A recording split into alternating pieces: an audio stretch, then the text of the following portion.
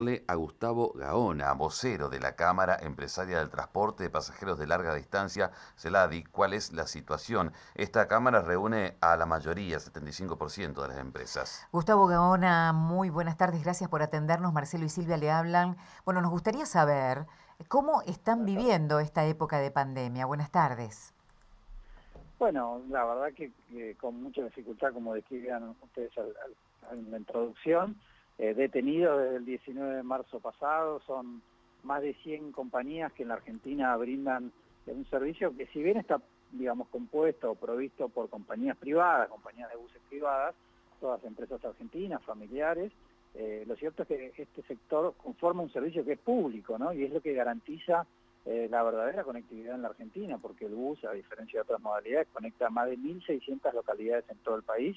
A esto se le suman muchos países limítrofes, inclusive llegando hasta el Perú. Ujú. Y bueno, desde el 19 de marzo, aún un poquito antes de la declaración de la cuarentena, nosotros estamos detenidos y la situación, por supuesto, que no ha sido en absoluto fácil, ni para las empresas, ni para las personas que no pueden viajar, y tampoco para los trabajadores de nuestra actividad que también han sufrido este parate significativamente, ¿no? ¿Y cuánto tiempo más se puede aguantar así? Es una buena pregunta. Nosotros siempre decimos que cuando nos preguntan cuál es la condición o la situación de las compañías, decimos que eso se va a ver el día que comiencen, porque en esta situación de letargo que uno empieza a vivir, hay cosas que las va postergando porque, bueno, esperemos a que vuelva el transporte, para qué voy a arreglar esto, para qué voy a cambiar esto, porque Ujú. los buses son vehículos que hay que mantenerlos todo el tiempo activos, Claro. pero no sabemos cómo está esa situación en las compañías, y creemos que cuando vuelva la actividad y realmente vamos a saber cómo están muchas de estas compañías que, insisto, nos expresan un grado de preocupación muy grande, de dificultad. Si bien hay que decirlo, logramos que el sector sea incluido dentro de los programas de ayuda del gobierno, que los trabajadores reciban sus ingresos a través de lo que se conocen los fondos de los ATP, pero esto no soluciona todo el estado de situación, y son, bueno, más de 6 meses sin poder generar ingresos, detenidos en un 99,9%, y sobre todo sin poder cumplir nuestro objetivo, que es brindar la conectividad a cada una de las ciudades y pueblos de nuestro país, ¿no? Ujú. Esto es importante, viene Sí. una temporada de verano, el bus es fundamental, es un aliado estratégico del turismo, y bueno, nos preparamos para volver sin saber cuándo vamos a volver, ¿no? Esa es un poco la realidad. Gustavo, ¿y les conviene volver de la manera en que se plantea, digo, con un protocolo bastante particular que tiene que ver con prácticamente es lo que se habla, ¿no? La mitad del pasaje. Por lo menos estaba escuchando por allí otros empresarios del transporte que decían movilizar todo esto para la mitad de la capacidad del colectivo es bastante complicado.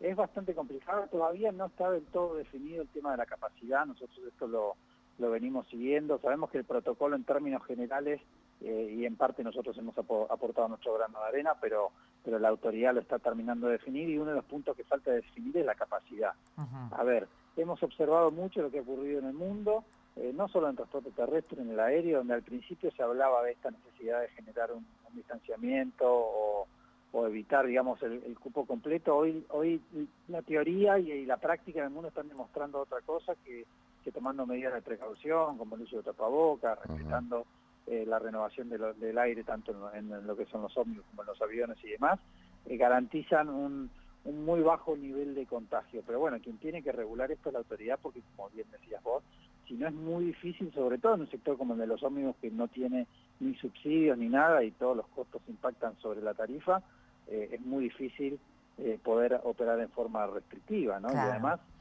en estos días precisamente participamos en el día miércoles en un encuentro con empresarios del transporte de todos los países de la región, de Uruguay, de Brasil, de Paraguay, Bolivia, Chile, Perú, y compartiendo experiencias.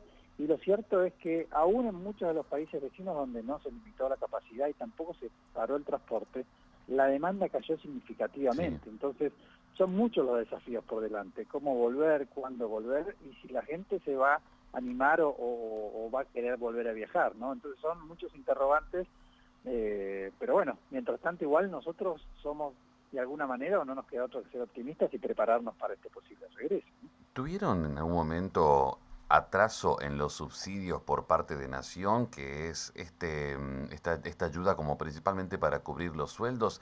¿Hay casos en el país o no? Pregunto porque acá hubo una protesta de trabajadores y la empresa les argumentaba que no habían recibido, que habían tenido atraso, por eso el atraso de los sueldos. Era la única empresa que tenía ese problema o que sabíamos nosotros a nivel país. ¿Ustedes tuvieron algún problema o supieron algo dentro de la Cámara? Sí, sí, efectivamente, sí. Lamentablemente no ese es el único caso, hemos tenido muchos casos a lo largo del año. Como bien lo decía al comienzo, digamos, se logró un acuerdo y la mayoría de los fondos e ingresos que llegan a los trabajadores, sobre todo porque las empresas no estamos teniendo ingresos, es a través de estos programas de ATP. Y sí, lamentablemente, sí, si bien lo bueno es que hemos sido integrados y nuestros trabajadores han sido incorporados al programa, lo no tan bueno es que se sufren muchas demoras. En algunos casos hay compañías que todavía, por ejemplo, sus empleados no han recibido los fondos de meses como abril o mayo o junio. Bueno, en ese caso las compañías han salido a saldarlo, y también hay algunas demoras con servicios que nosotros, digamos que las empresas hicieron, lo que son los servicios repatriados, sobre todo al comienzo de la cuarentena. Hay muchas empresas en su provincia que sobre todo hicieron viajes desde el Brasil, desde el Paraguay, para traer a cuenta y orden del Ministerio de Transporte de la Nación viajes, y también hay demoras en eso. Esto es cierto, digamos. Se van solucionando, pero hay una realidad que esto ocurre, no solo ocurrido en su provincia, ocurrido en otras. Nosotros como sector tratamos de agilizar eso, acompañar los reclamos, mantenemos un diálogo permanente para las autoridades, pero sí ocurre. Esto es una realidad, lamentablemente, y se termina vislumbrando en lógicas protestas del trabajador, que a veces duda si esto es o Sí, no es verdad, así, pero claro. lamentablemente sí ocurrió. Gustavo, por supuesto, es difícil reconvertirse como lo han hecho las agencias de viaje, por ejemplo. Ustedes tienen ahí los ómnibus parados y no hay otra manera. Escuché por ahí, hay una empresa que aquí, como tenía preparado el servicio de a bordo, ha hecho un servicio de delivery, pero no todo el mundo lo puede hacer. Sí, sí, la escuchamos, sí, sé cuál es la empresa y nos pareció, bueno, creativo, y creo que todas las compañías tienen la necesidad de reconvertirse, y nosotros como sector estamos internamente pensando cómo será el nuevo transporte que viene, ¿no? Y precisamente una de las limitaciones que seguramente lleguen al transporte es el tema del catering. Por eso generar otras alternativas para mantener esa fuente de trabajo es realmente importante y muy valorable, digamos.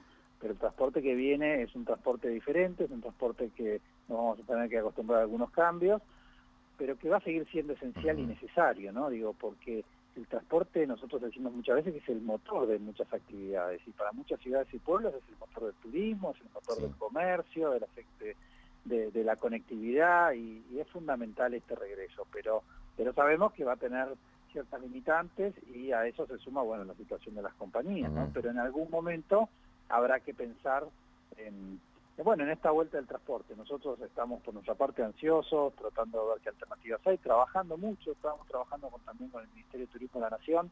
No me quiero adelantar, pero hay propuestas muy lindas para los viajes en el 2021 que está trabajando el Ministerio, y que en los próximos días seguro anuncien, y que en el cual también tienen que ver los ómnibus. Así que nosotros seguimos imaginando esa vuelta y trabajando para que cuando se produzca, bueno, se den las condiciones para que los argentinos y argentinas nos vuelvan a elegir, y vuelvan a elegir de su país, que tantos destinos lindos tienen para visitar, y bueno, familiares que hace mucho que no se ven, y cuestiones que nos constan porque a diario nos escriben. Si bien nosotros no somos una empresa de transporte, somos una cámara, a diario nos escriben de todo el país gente con serios y reales motivos y necesidades de viajar, que esperan ese regreso, ¿no? Así que nosotros también ansiosos por escuchar cuándo las autoridades nacionales van a dar el puntapié inicial para decir si vuelven o no los ómnibus de larga distancia en Argentina, ¿no? Por último, te pregunto sobre el ATP número 5. ¿Qué significa para las empresas? ¿Va a ser sencillo hacer estos trámites? Si es que hacer trámites, presentar para los requisitos, para que la cuota de los créditos se transforme en un subsidio. Hablamos del crédito a tasa subsidiada. ¿Será más complicado para ustedes? ¿Va a dejar a empresas afuera?